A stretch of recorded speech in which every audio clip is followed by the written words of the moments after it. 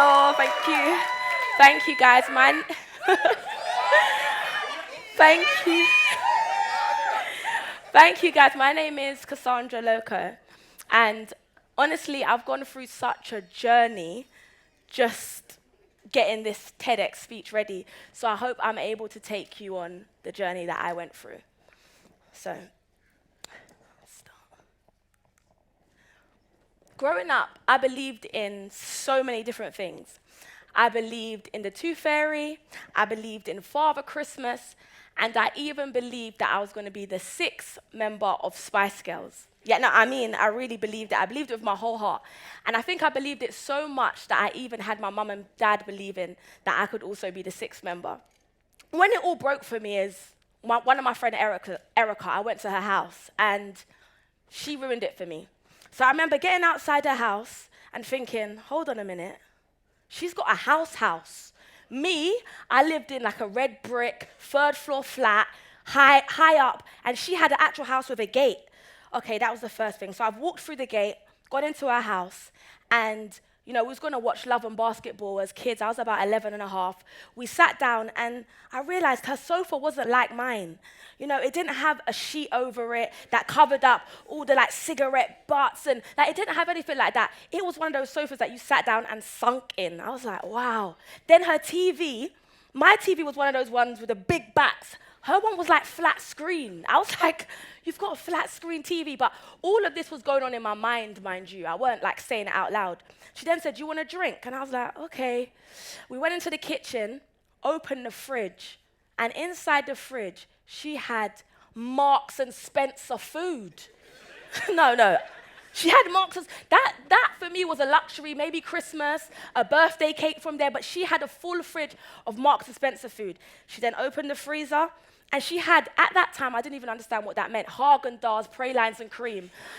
In my house, we had Napoleon ice cream, the one that was, the chocolate, the strawberry, the vanilla. She had Haagen-Dazs, 11 and a half. What are you doing with that? So by now, I'm a bit sad, and I think I'm showing her I'm a bit sad. And then we've gone upstairs, and then she had matching IKEA furniture. Who has that? No, not in my house. We had the Teletubbies poster that went to the side a bit, that was stuck up with some sellotape, a brown chest of drawers that my mum said she got from the vintage shop, but now I know it was really from a charity shop. So everything broke that day. My whole childhood broke in front of me. Not only wasn't I not rich, I wasn't upper echelon, and I definitely wasn't upper class. After that, my mum and dad broke up. I was about 11 and a half, and I realized that everything my mum was doing, so all the money that she was spending on us, she weren't actually paying the rent. So I ended up moving so many times. Not once, not twice, but evicted from nearly every single house I lived in. And to be honest with you, I wish I could say that this was all of them, but it actually wasn't. And every time I left a house, I realized that I left a piece of myself there in that house. So it was praise and worship practice. And I had been saved for about 7 or 8 years now. And I remember we was getting ready for Mother's Day service the next day, and I started to get a bit emotional, and I was thinking, I would love my mum to come to one of these services. But my mum believed in God, but she didn't really believe in this Jesus thing. So I knew that she wouldn't really want to come. I remember one of my friends, Nicole, just saying, invite her, she might just come along. So I called her and I said, Mum, would you come, please? Come to the service tomorrow. And she said, you know what, yeah, she'll come. She came, we danced, we sang. It was such a beautiful service. And as a ritual, me, her, and Carl was my fiancé at the time, but he's now my husband, we went out to eat at a restaurant. My mum's so bubbly, she's like the energy of the room. But today she was sitting there and she was a little bit quiet. So I said, Mum, is everything okay? Is everything okay? And she said, yeah, the only thing is that they found a cyst. And, it maybe just be blocking something at the moment, so it's making me a bit sick. But I'm going to go to the doctors in about 2 weeks, and you can come along with me. So I didn't really think much of it, and I was like, okay then. 2 weeks later, we went to the hospital. And I remember sitting down with my mum and the doctor saying, Miss Yvonne Swaby Riley, I know that we said that it was a cyst that you have, but we realized it's not a cyst, it's cancer. And not only is it cancer, but it's stage 4 cancer. And it's stage 4 bowel cancer, and you don't have long to live. You don't have long to live. You don't have long to live. It kept ringing in my ears, and I remember just kind of cowering over and feeling like, what is this doctor actually saying? My hands were clammy. But I looked over to my mum, and she just looked so, so happy. She looked so happy, and she just looked at the doctor and she said, thank you. And she looked over at me and she said, Cass, don't worry. I was supposed to be getting married in July. She said, don't worry, I'll be at the wedding in July. We'll prepare for everything. And she didn't want to take any chemotherapy or anything like that. So 2 weeks later, we decided that my mum should move into the house with me because her belly had started to extend, almost like a 6-month pregnant woman from the cancer. So she moved in with me, and my brother became her main carer, so he moved in with us as well. And it was so hard, like seeing my mum deteriorate, this smiley, happy, bubbly woman. But at the same time, it's like I hang on to those words of she's going to be at the wedding in July. She decided that she wanted to go to Honduras for some herbal healing. So I took her to the airport, and we all went to the airport. And I remember her excitement when she sent me photos of her on the plane sitting next to Usain Bolt. I remember just thinking, this is just going to be a part of the story, a part of the journey. And on June the 6th, I got a phone call from I think a doctor in Jamaica. And they were like, hi, Cass, if your mum goes into cardiac arrest, can we resuscitate her? I remember being so confused, like, yeah, like, of course you can. They said, okay, we could only do it 3 times, but after that, we can't do it anymore. I then got another phone call from my aunt, and my aunt was just like, Cass, your mum's not doing too well. And that just continued throughout the day. Your mum's not doing too well. Oh, she's doing better. Your mum's not doing too well. Oh, she's doing a little bit better. And I just wanted it all to stop. That night, I cried myself to sleep. But I got a phone call at 6 a.m. I kind of knew what the phone, like what my auntie was going to say on the other end. She said, Cass, your mum's passed. I remember getting up, as quick as I could, opening all the windows and being like, I just have to get the house prepared for everyone that's going to come and pay their respects. I ran into my brother's room and I said, Omar, she's gone. Mum's dead. And I still regret to this moment the way that I told him, because I couldn't process everything. I then rushed to Tesco's, and I got into Tesco, and I remember just thinking, doesn't anyone know that my mum's passed? People were still smiling, going on about their day, and I was so confused. I started walking back from Tesco's and gathering my thoughts, and I remember the conversation that I had with my husband and my mum prior. We'd always make jokes in the living room, and we was basically laughing at him because he always does these endurance challenges with the Bransons, and he just climbed a mountain maybe the year before, and my mum was laughing at the fact that he actually did it. And I remember flirting with the idea of, yeah, maybe I could do something like that. I remember her looking at me and being like, Cass, you know us. We never finish anything. But on the way back from the shop, that just kept repeating itself. You know us. We never finish anything. You know us. We never finish anything. I got in the house and I said to Carl, I got to do it. I got to climb that mountain. I've got to do it. And he was like a bit confused because he knew that we'd been eating junk food. I wasn't prepared. I wasn't prepared at all. But he said, you know what? He's going to tell Richard Branson's son, Sam Branson, and his nephew Noah that I want to do it. He went and told them, and they said yes. And literally, 2 weeks after, I found myself in Scotland, getting off a train, ready to do this challenge. To be honest with you, I think that everything that my mum had instilled in me over the years about, always being higher echelon, always being the best, I kind of thought, this is just going to be a glorified walk. Oh, was I confused. The first day, it was a marathon. So I basically walked a whole marathon. I think it was like 40 miles. The second day was the same thing. And although it was really hard, it's like I needed it. By the 3rd day, I was about to climb the tallest peak in Britain, Ben Nevis. So the irony of it, guys, I've got to the beginning of the mountain and I'm about to do the devil's staircase.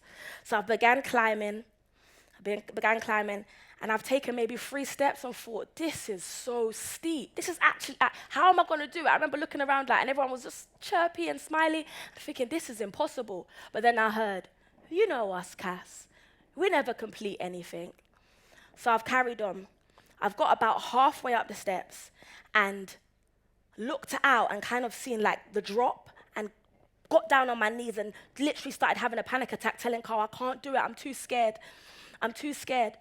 And then Sam Branson was just walking past, like he was walking through a park, as I'm down on my knees, and he's like, Cass, have you ever fallen off the side of a pavement? I'm like, no. So why do you think you're going to fall off the side of a mountain? Some fear began to leave me, and I started to get up slowly, just some. And someone came over to me, and they said, Cass, 1 foot at a time. That's a bit like life, right? 1 foot at a time. So I got halfway up, and as you can see, I looked back, and I'm like, wow, look how far I've already come. And then looked in front of me and been like, but there's still so much to go. And sometimes we can get so stuck on what we've done that it's so hard for us to move forward. But I kept telling myself, 1 foot at a time.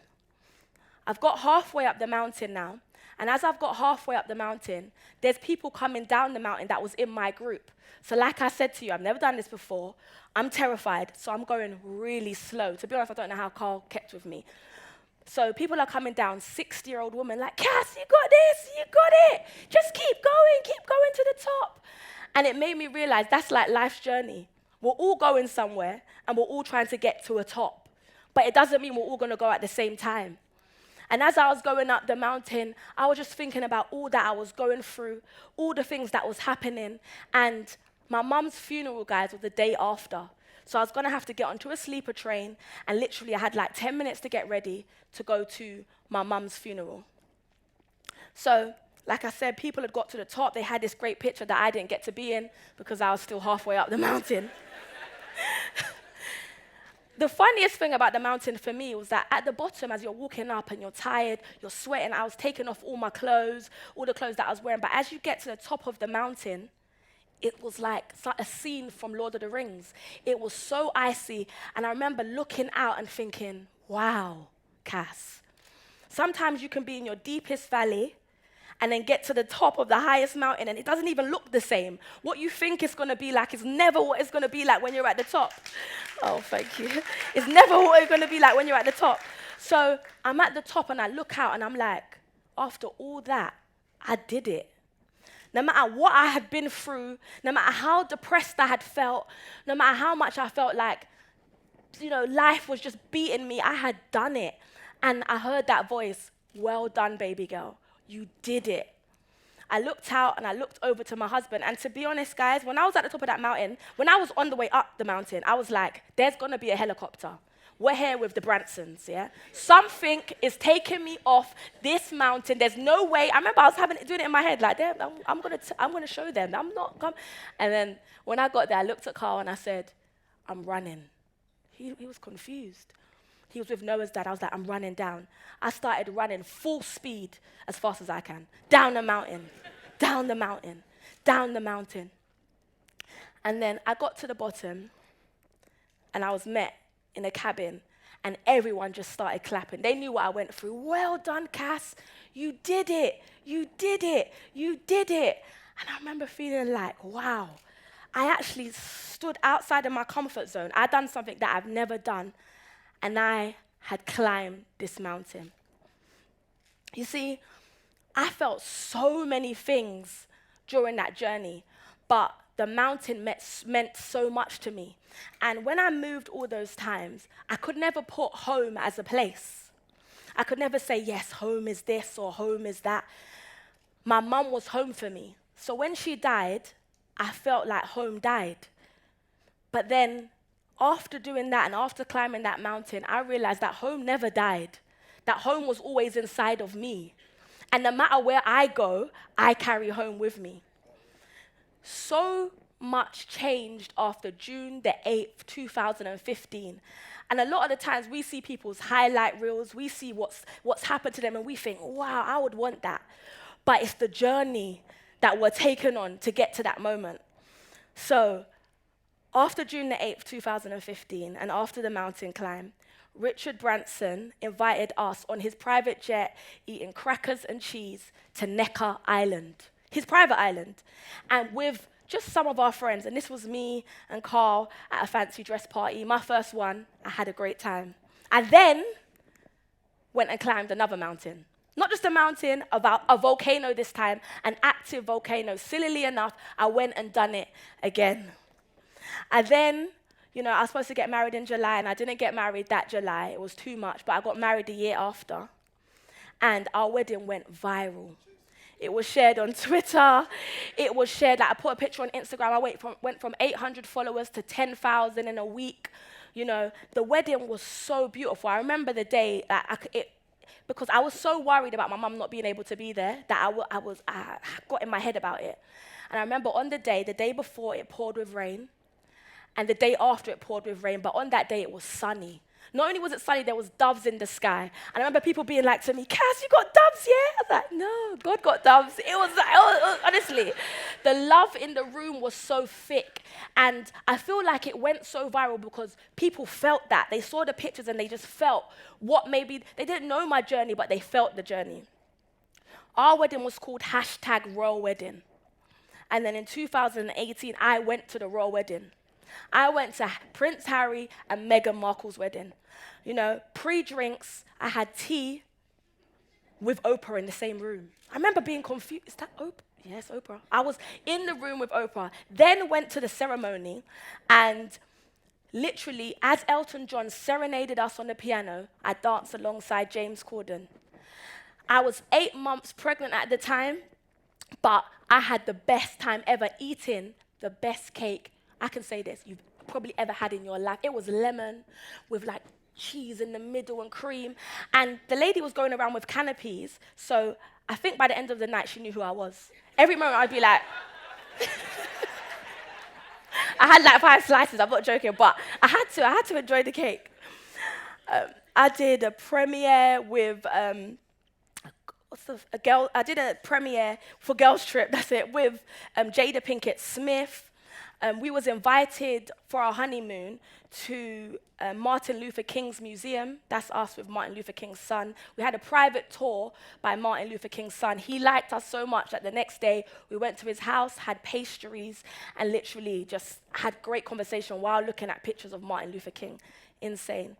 And last but not least, yeah, you could do more Orin. That's my son. Last but not least, I gave birth to the best little boy ever, Lion, Lokko. And I feel like at that point is when I realized why my mum did all she did.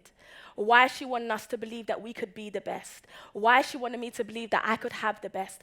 And now I'm so happy that I'm able to give that to him. Thank you guys so much for listening.